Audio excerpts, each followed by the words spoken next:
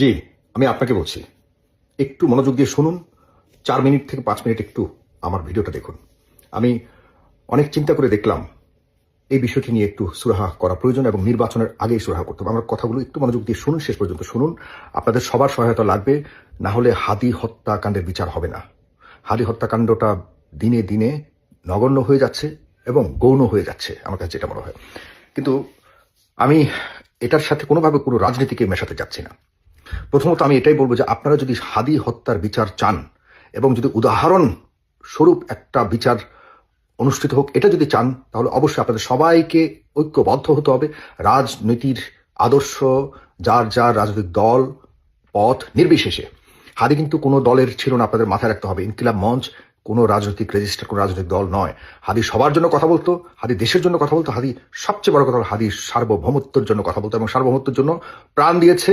আমরা হাদির হত্যাকাণ্ডকে অবশ্যই ইতিহাসের অনেক গুরুত্বপূর্ণ অংশ হিসেবে স্ট্যাবলিশ করবার জন্য আমাদের ভূমিকা রাখতে হবে। আমি যেটা বলতে চেয়েছি যে বন্ধুরা, আপনারা সজাগ থাকতে হবে, সচেতন থাকতে হবে। কোনোভাবেই হাদিকে ভুলতে দেয়া যাবে না।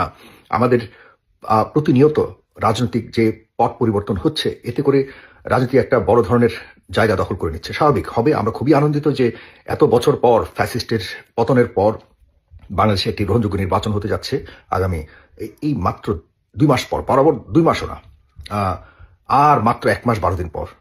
চিন্তা করছেন, অনেক কাছে চলে এসছে। এখন এই জানুয়ারি শুরু, জানুয়ারি আর ফেব্রুয়ারির ১২ তারিখ, মানে আর ১ মাস ১২ দিন ১১ দিন পর। সুতরাং আমরা হাদির কারণে নির্বাচন কোনো কিছু হোক এটা আমরা চাই না। হাদির হত্যাকাণ্ডের সাথে নির্বাচনের কোনো সম্পর্ক নাই। হাদি হত্যাকাণ্ডের সাথে কি সম্পর্ক এটা অবশ্যই সরকারকে বের করতে হবে। এই সরকার, বর্তমান সরকার পারবে না, এটা স্পষ্ট।